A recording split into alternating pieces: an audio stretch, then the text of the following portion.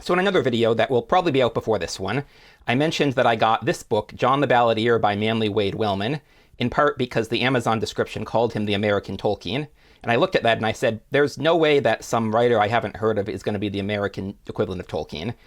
But I was intrigued by that, intrigued by the fact that it was clearly Kindle Direct Publishing, which the Koppel imprint in the back, which won't show up well, the lighting shows that it is, but it's decent quality cover. And the cover is clearly someone took time and effort to really design this well. So that intrigued me. So I got this book and I really like, it's sort of folkloric ghost story set in North Carolina, Appalachian, North Carolina. But I also mentioned in that video that I think the American Tolkien would be Isaac Asimov. And I don't have his Foundation series, which is the most relevant one because I read it when I was a teenager, and when my parents divorced, my father let me keep any books I wanted, so that one is living at my mother's house. But I do have from my father's collection 2 books that I didn't take, 2 of the Empire series that are in that same universe. And anyways, the reason I would say Isaac Asimov is the American Tolkien, well, for a number of reasons. One is Asimov is probably the most famous science fiction writer other than George Orwell and H.G. Wells, both of whom were British, and both of whom Wells was a pioneer of science fiction, Orwell wrote dystopian science fiction. So Asimov is probably the most famous writer of science fiction that is like canonical science fiction, just as Tolkien is probably the most famous writer of canonical fantasy. And I've noticed it seems like science fiction tends to be a more American genre, while fantasy tends to be a more British genre. And obviously there are Americans writing fantasy successfully and British people writing science fiction. But if you think of the most famous fantasy writers, most of them are British. And if you think of the most famous science fiction writers, most of them are American, although also Americans are an absolute majority of the English-speaking world, so that might not be too surprising. But the other thing, the reason that I was saying, I think if I was looking for an American Tolkien, I would say that it's Isaac Asimov, is because Tolkien's idea when he was writing The Lord of the Rings was he wanted to create a national mythology for England, basically. At least that's how I've heard it. And Asimov wasn't setting out to create a national mythology for America, but our mythology has been from the start that we are this country of progress and innovation, and we're the country that's going to reach for the stars. And that was sort of the height of that at the Cold War, where World War II was over and we were the dominant economy because everyone else was destroyed and we were in the space race. And Asimov, his writing, even when it doesn't necessarily reflect like what you think of specifically American values, it still is very American. And fun fact, what do Henry Kissinger, Alan Greenspan, Barack Obama, Elon Musk, and Osama bin Laden all have in common? They're all big fans of Isaac Asimov's Foundation trilogy, which I also was as a teenager, because as a teenager, this idea of psychohistory and you could engineer like not a perfect world, at least a better world, was really appealing. And Asimov was very clear in the Foundation that this was something that could only work if you had literally quadrillions, I think, of people.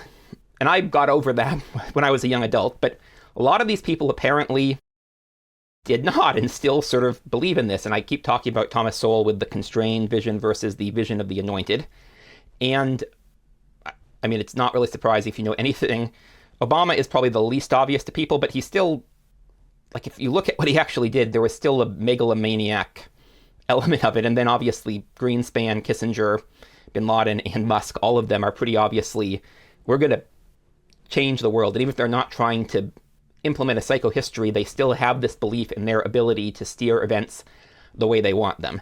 And of these people I named, the only one who didn't end up in America became most famous as a major opponent of America, right?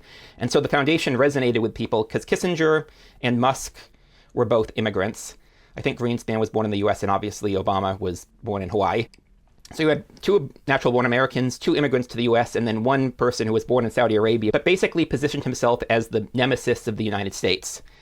And I think, like this, it's funny because America is still one of the freest markets of the major developed economies, but we also still have this belief in we can engineer our fate, engineer progress. And so even though Isaac Asimov didn't set out to write like an American mythology with the Foundation series, I think in some ways it still kind of is like a mythology of America, and possibly even to a greater degree than Tolkien managed with Lord of the Rings, despite setting out to do that. And so that basically, like I said, there's obviously the comparison of most famous science fiction, sort of canonical science fiction writer and most famous fantasy writer, and then science fiction being more of an American thing, fantasy being more of a British thing. But the big thing for me is, if you think about Tolkien as wanting to write a national myth for the United Kingdom, I think Isaac Asimov accidentally kind of did that for the United States. So as I was editing this video, I realized that I forgot to make one point that might have been so obvious I thought it went without saying, but I actually want to point it out, which is that in the Foundation series, the Foundation is set up at the very edge of the galaxy with the goal of, once the old empire collapses, taking over and completely replacing it and hopefully building a better society. Which, if you know the American national mythology, our story is we started on the eastern seaboard and we had the manifest destiny to expand across the continent, as well as ultimately become the dominant power in the world. So I think that is an interesting element as well that sort of fits with the whole idea of the Foundation as being an American national myth in the way that Tolkien tried to make The Lord of the Rings a English national myth. So anyways, thanks for watching. I'm Magpie, and I'll see y'all in the next one.